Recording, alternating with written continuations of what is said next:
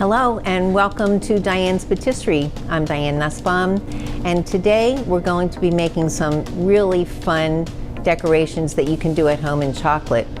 Chocolate can be a little bit scary for many, but I'm going to show you ways to use chocolate properly so that you won't burn it, you'll be able to use it and make beautiful things like a chocolate bow, to band a cake in chocolate, to do all of these really fun chocolate decorations that you see on this cake, like little chocolate discs and diamonds in 2 tones of chocolate, and our band is in 2 tones of chocolate. So we have lots of really fun things to show you today. And we're going to start by making a chocolate box. And if you go to any craft store, a lot of places will sell chocolate molds that you can get. And you can see that one chocolate box has already been made, and there are 2 chocolate truffles in there. We'll also be making the chocolate truffles today.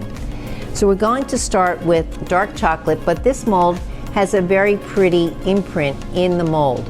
And so I've already dusted it with some of these little color dusts that you can get at some of the craft stores and places like that. So we've melted our chocolate, and when you start melting your chocolate, you want to be very careful that you don't burn it. So in the beginning, especially for beginners with chocolate, and I'm using a coating chocolate, it's not a chocolate that you have to quote unquote temper, but you still have to be careful with temperature. You're going to put it in a microwavable, and I like to do chocolate in the microwave instead of a double boiler because chocolate does not like moisture. And if you're using a double boiler, if you get any water into your chocolate, it's going to make it bind, get hard, and then you have to throw it away. We don't want that. So we're melting these little chocolate caps, which come in different flavors and different colors, and we want to get it to a nice consistency. So you start at 30-second intervals. Take it out, stir it, put it back in, stir it, and you want to be able to hold the bottom of your container with your bare hand. If it's too hot for your hand, it's too hot for the chocolate. In that case, you immediately take some fresh chocolate, put it in. Don't put it back in the microwave. Stir the fresh chocolate in until that melts. See if the bottom of your container, you can hold it. Continue putting in pieces of chocolate until you get everything melted. And now we're going to put it into the mold. So that's one of the most important things that you need to know about chocolate. Don't make it too hot. So we're going to just put it in here. The other thing with these molds is you can use them and reuse them. And any chocolate that's left over, let's say it doesn't come out the way you want it to, you can remelt your chocolate over and over again. But if you do that, you always need to put some new chocolate in with it to help it melt properly. And that's just because of the way chocolate melts, and it's a little bit complicated, but I think I put a little too much there. We will smooth it into the mold. So you can see as you're putting the chocolate into the mold, and you probably can't see it at home, but there will be little air bubbles that will come to the surface. And so we tap the mold to get these air bubbles out of the chocolate and to make it very smoothly set into the mold all by itself. So you can see a little bit more on the lid that there are little air bubbles that are there, a little less on the bottom part of the chocolate. But you just want to tap it a few more times just to make sure that the air bubbles are out. And also, if any of the chocolate has popped out of the mold, just get rid of it. Just scoop it off. So now we're going to put this in a refrigerator or a freezer to let it set up. I like to use the freezer because it helps the thicker part, the bottom part of the mold, to get cold faster so you can get it out of the mold. If your chocolate's not the right temperature, your chocolate will not come out of your mold. So just a word of the wise. So I'm going to put it in the freezer.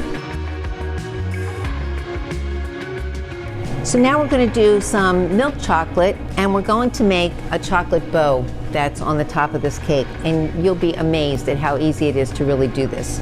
So first, if you have any page protectors or any kind of plastic at home that you can cut up, that you don't care about. But if not, you can just cut pieces of parchment paper. So I've cut these strips, and depending upon what size bow you want to fold it in half to see what the loop is going to look like. So I decided the size of the loops that I want. I have 2 strips, and I'm going to put the chocolate on each one. And you need a lot of chocolate because you need it to be thick enough so it won't break when you bend it. But the other part of this is working kind of quickly so that the chocolate doesn't get cold before you make it into the loop. So it's on here, I'm pressing it together. I'm going to put it over here on the side to get cold. And now I have this little well here. I'm going to put the next strip right in that same spot. It helps to make it even and smooth. And again, take it up, press it together. And we have a little bit of chocolate on the bottom there. We don't want that. Just smooth it off. Put it on our either a piece of parchment paper or a piece of plastic. And then the little tags or ends of your ribbon, so to speak, we make a little V-shaped piece of plastic. And I left these molds here because to give it some shape, you can put it on the side of a sheet tray or in a little dish to give it some form. So now we have our tags, and we're going to put them back in the same place. So you can see now it looks a little thin there. I'm going to go back and add a little more chocolate right there because I don't want it to break. And this is actually going to be longer than what you would normally need, but I'm going to put it in here to make it bend while it's getting cool. And here's the other one. Do the other loop. Now if your kitchen's cold, these are going to get hard right away. If your kitchen's warm, because we've been baking, then your kitchen's going to be warm, so you might want to put these in a refrigerator to let them set up, because you want them to be cold before you take off the plastic. And even these I will put in the refrigerator for a few seconds. So now we have some chocolate on our marble slab, and we don't want it there anymore, so we can just scrape it up. And you can see you can make ribbons and things like that with chocolate just on your slab. So I'll just show you how to do some chocolate shavings very quickly. It's a little warm, but I think it will work. So if you want to make some chocolate shavings for your cake, and especially if you have some of this chocolate that has already gotten hard, just use it. Put it in with the more melted chocolate. You scrape it up so that the bottom as well as the top gets incorporated. And this is also a way that people temper chocolate without a chocolate machine. And you want to try and get it as smooth as possible. Looks pretty good. So now we're just going to take our tool and try and scrape it up. It's a little warm in here, so I don't know if it's going to work. A little bit. Getting a little bit of a curl. But if you were going to do this and you have a marble or even a cold countertop, or even if you don't have a cold countertop, if you put a sheet pan in the refrigerator and then spread the chocolate on that, you would be able to get some chocolate shavings. So we got a little bit there. So while we're waiting for these pieces to get cold, I'll just show you how to make some of these little chocolate discs that I have as a demonstration, as a decoration. So we like to use these for each bite of cake. If you're serving 8 people, we'd put one of these for every person. So you just take some chocolate on your spatula, dab it onto your parchment paper or your plastic sheet, and just make it into a circle. And you just kind of sweep it around in the middle so it has a little texture. And again, if you want this to have a curve, you can always set these on something that will give it some shape or texture, drape it over. If I had cut these squares apart, then you would have been able to see it that way. Let's just put this off to the side for a moment, and let's see how our loops are doing. It doesn't take that long because it's not that much chocolate. You can see they're very shiny. So you do have to be careful. Just going to peel it off.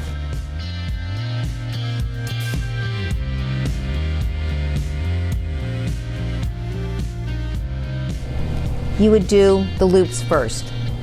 So that's what I'm going to do, just to show you how to assemble it onto your cake. And you need some chocolate in order to do that. So this is a little bit longer than what we really want. We don't need it. So we're going to put a little dab of chocolate. Put one. A little more chocolate.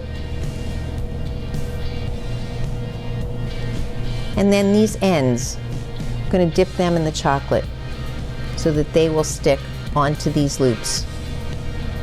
And so that they will stay together, you can put a little chocolate in your bag. Now this chocolate's getting a little hard, so we might not be able to pipe it.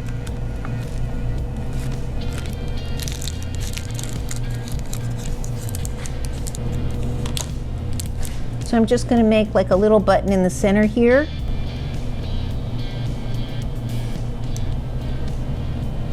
That will hold the bow together.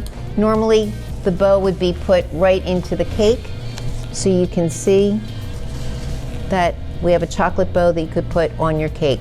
And our little chocolate discs will also, they've gotten hard, be able to take them off and use them on your cake as well.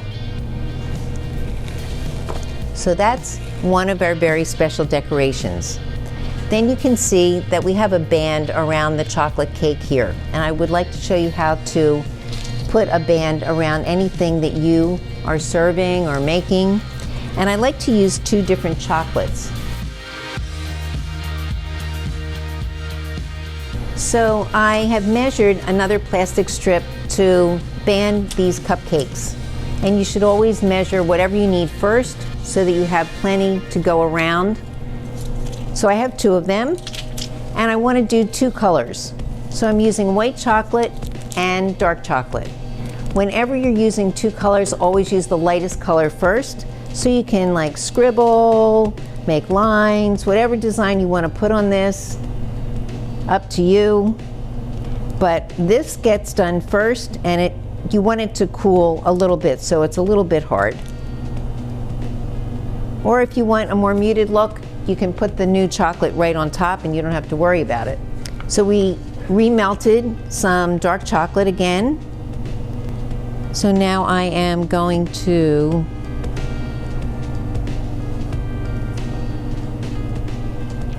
So you want to put plenty of chocolate on top and smooth it out nicely. Now this is the tricky part. Before it gets cold, you have to wrap it around and make this little tail at the end, at the back, to hold it together. Once it gets cold, then you can take that little tail off. But for right now, you must hold that together. Fighting me a little bit because it's warm in here. Usually it would go together right away. So let's see if we put a little bit of chocolate right there. Maybe we can make it stick. So when you're doing a bigger cake like that, you have to measure the size and the height, the circumference and the height of the piece of chocolate that you want to put on there. So that was 2 inches, and I cut a very long strip that was able to go all the way around. So let's do the other one now. So we have this well here again. And it looks like we'll have to put that in the refrigerator too to make that come together. When it's warm in your kitchen and you're working with chocolate, your refrigerator is your best bet, because it can be very frustrating to try and make things work.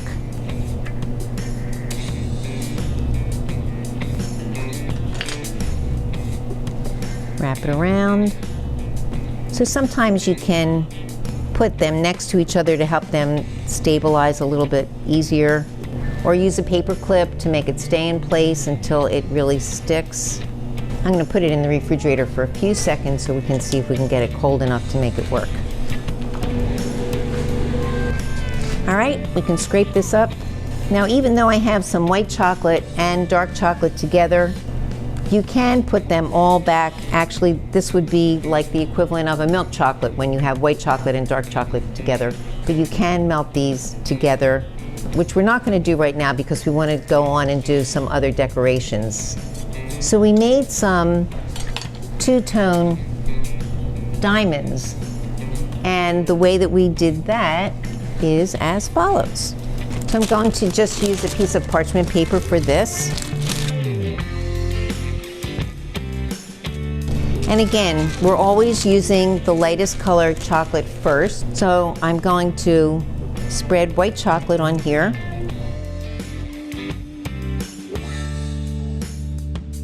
You want to make it pretty smooth. So I have one of these metal combs, and you can use any one of these sides, but I'm going to use the wider separations because what's going to happen is in between where these openings are will be dark chocolate. So then you will be able to see both colors at the same time. So you have to do this pretty soon after you put the chocolate on so that you get very distinct lines. And that's how you can see where the dark chocolate will go. Now, if you want it to be a little more defined, you could actually do one more time through to see if you can scrape it down a little bit more. That looks good. And then we're going to put the dark chocolate right on top. And we'll spread that out.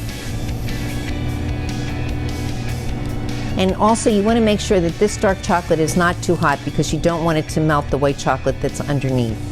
So all of these things are about temperature, about being at the right place at the right time in order to get the product that you're looking for with chocolate. It takes some practice. But even if it isn't exactly what you thought it was going to be, you're still going to have a delicious chocolate decoration, whether it's not an exact diamond or not. And now I'm going to show you how to cut it to get the diamonds. So you start in the middle and cut a diagonal right across. And this is setting up pretty well. So whatever size diamond you want, you can either measure it with a ruler, kind of eyeball it, and on both sides. And this will have to go into the refrigerator before we can pull anything off of here. Then turn it around and go make a diagonal in the opposite direction. And you'll see that the diamond shape or a square is going to emerge. If you want a deeper diamond, you cut it in that direction, but you can see the squares or the diamonds as they've come out. So I'm going to put this in the refrigerator for you to see also in just a little bit. And let's see if our chocolate bands are cooperating with us today. There we go. So one definitely is holding together. It gave me a little bit of trouble, but I got it to hold together. The other one kind of came apart a little bit, but it will still look good. Look how cool. And even this one that didn't stay together at the very back, it still is together in the front. And then if you have these little tails at the end, you can cut them off or leave them. And then you can pipe your buttercream. So I always recommend that you do the banding of the chocolate first, and then whatever buttercream or whipped cream you choose to put on the top after, so it doesn't get in the way of the chocolate banding. So we have some whipped cream ready. So we'll just do a nice top finish. And since we made some chocolate shavings, we can just put a piece of chocolate, even though it's kind of an unusual shape, on top. It doesn't matter. Because whatever you do, it just will be delicious. So here are our lovely banded cupcakes. We'll turn this one around. And there we are. And let's see how our diamonds are doing. We'll get rid of some of this chocolate. Okay, let's check our diamonds. So I see they are starting to come off, and you can see the pattern looks really cool. Nice and deep. And as you notice, the squares can be in two directions. They can go up and down or sideways, which is something that I did on this cake. I changed the direction every other one. So you see some of them are going up and down and some are going sideways, and just something fun for you to do. So this is really easy, and if you have two different flavors of chocolate, if you wanted to do, let's say, a pink and a red if you were doing a bridal shower, or a pink and blue if you were doing a baby shower, you could do two colors for your stripes. It would be great on any cake that you were making, or cupcakes. This certainly could be a decoration on a cupcake. So there we are. So let's see if our chocolate boxes are ready to come out of the freezer. So I just took them out of the freezer, and very gently I'm going to turn the mold upside down, and if everything's good, they're going to slide right out of the mold, which they did, and they're nice and shiny, and you can see the top decoration that we put on there. And so what's a chocolate box without chocolate truffles? So we have to make some chocolate truffles. So we have taken our dark chocolate, mixed it with some butter and some heavy cream. So we melted a half a cup of heavy cream with our chocolate and the butter, and the heavy cream, the heat from the heavy cream actually melted the dark chocolate. So that's all you have to do is put, and there's a little bit of corn syrup in here, which helps to keep it nice and shiny. So this is a chocolate ganache, which becomes the filling or the chocolate truffle. And since this has to get cold, we've made some in advance, and we're going to show that to you right now. So it's in my drawer. So chocolate truffles are supposed to look like the wild mushrooms, you know, that you would pick in the forest. So they don't necessarily have to be all equally formed or perfect, but we are going to roll them into a little ball. And we are going to roll them in some dark cocoa powder. And we can even put some pretty gold decoration on there if we like. So this is what that ganache looks like when it gets cold. And it's pretty thick, you can see. So I like to take the smallest ice cream scooper that I have and pop it out that way. So you can make these in advance, put them in your refrigerator because they're easier to handle when you put them in the refrigerator. And now we'll take these truffles, which have been sitting for a while. It's a little messy. It does get a little messy.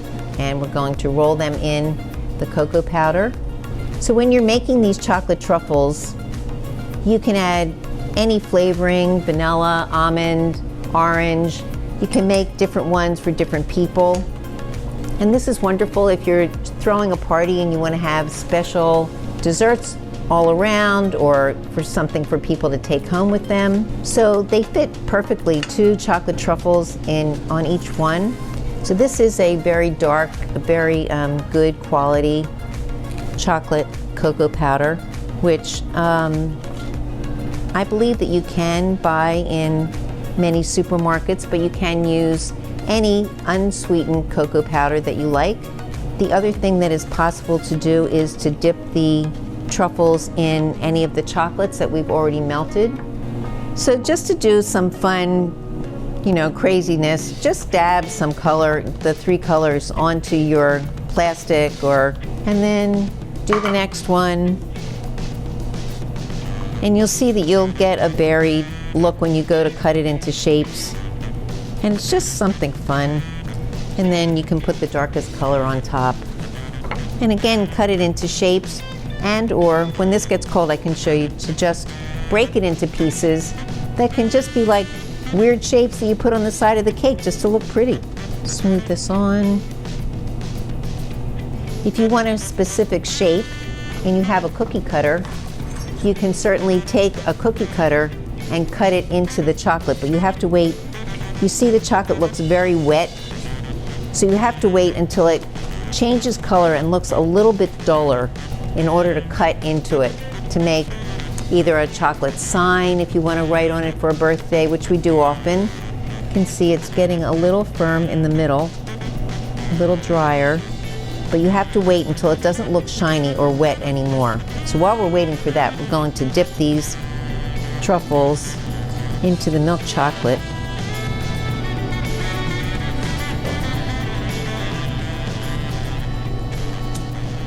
And these are pretty soft, so they're a little more messy than usual, but that's okay.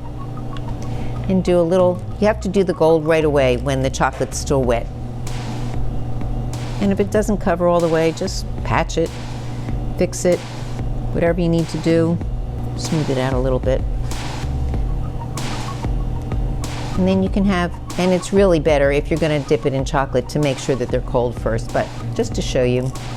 So then you have these little gold edged truffles, and let's see about this cutting into this. So now it looks dry. I can touch it and really kind of rub into the chocolate. So it looks pretty thin, but it looks like we will get something off of here. And you can see that pieces of chocolate will just come off, and you could just put them on the cake if you wanted to. And you could make them much thicker. This is pretty thin, but so chocolate sticks to chocolate, so you always want to clean your utensils when you're working with chocolate if you're trying to do the next step or something. So this is also another way to use a mold or a cutter. Just put the cutter down on your board and pipe the chocolate inside. And then once it gets cold, you can lift it off. So having the right tools like offset spatulas and things like that are not that expensive to get, and if you like to do a lot of baking and cooking, spatulas like this are really valuable.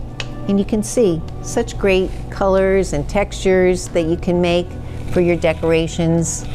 So today we've worked on many different forms of chocolate, different ways to decorate cupcakes, ways to decorate your cakes, banding anything, an individual pastry or a whole cake, making a chocolate bow, making chocolate truffles, doing a chocolate box. So much fun that you can have with chocolate. And I know you're going to try some of these things and have a lot of fun in your own home, especially if you're planning to have a party and you want to do some really special desserts. These are really fun things to do.